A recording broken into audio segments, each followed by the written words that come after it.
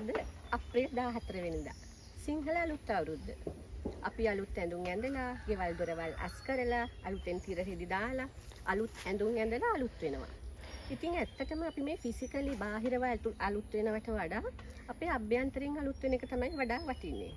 අන්න ඒ නිසා තමයි මම මේ අලුත් අවුරුද්ද දවසේ මේ වීඩියෝ එක කරන්න හැදුවේ. මොකද ගොඩාක් වෙලාවට අපි කියනවනේ අලුත් අවුරුද්දේදී අපේ ගිය අවුරුද්දේ පරණ අවුරුද්දේ අපි එකිනෙකා එක තීච්ච තරහ අමතක කරලා දාලා උන්ට සමාව දීලා නැවතත් අපේ සම්බන්ධතා ගොඩනගා ගන්න කියලා. ඉතින් මට හිතෙනවා මෙන්න මෙහෙම චූටි දෙයක්. අපි කෙනෙක් එක්ක තරහ වෙනවා කියන්නේ හරි කෙනෙක් එක්ක අමනාපයක් ඇති කරගන්නවා කියන්නේ ඒ පුද්ගලයාත් එක්ක රිලේෂන්ෂිප් එක අපිට ගෙනියන්න අමාරුයි කියන එක. එයාගේ වයිබ් එකයි අපේ වයිබ් එකයි ගැලපෙන්නේ නැහැ කියන එක.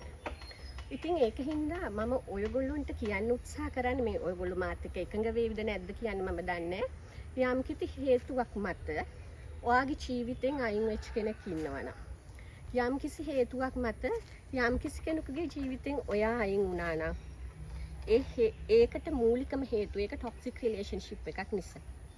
ඉතින් මම ඔයාට කියන්නේ සූර්යයා මීන රාශියෙන් ඉඳන් මේෂ රාශියට ගියා කියලා අපිට කවදාවත් බෑ කිසිම කෙනෙක් හිතන එයාගේ බ්‍රේන් එක ප්‍රෝග්‍රෑම් වෙලා තියෙන විදිහ වෙනස් කරන්න. ඉතින් ඒක නිසා අවුරුද්දක් ලැබුවා කියලා ඔයාට ටොක්සික් වෙන රිලේෂන්ෂිප් එකක් ආයෙ ඔයාගේ ජීවිතේට එකතු කරගන්න එපා.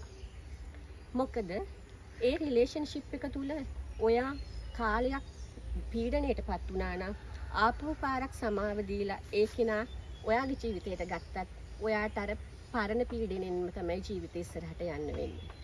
හැබැයි ඔයා අලුත් අවුරුද්දේ මෙන්න මේ වගේ චූටි දෙයක් කරන්න.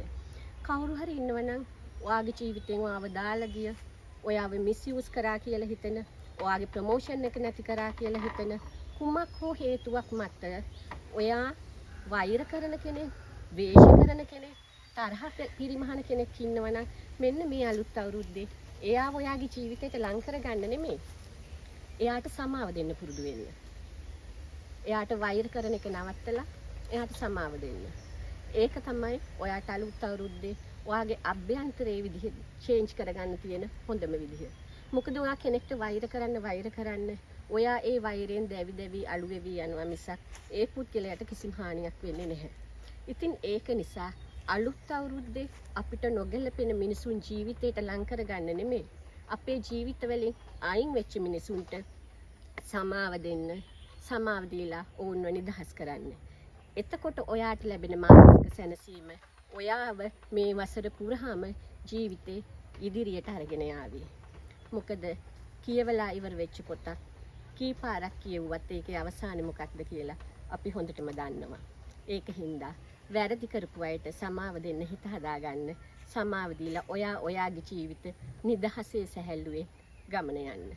වාට සුබ අලුත් අවුරුද්දක් වේවා.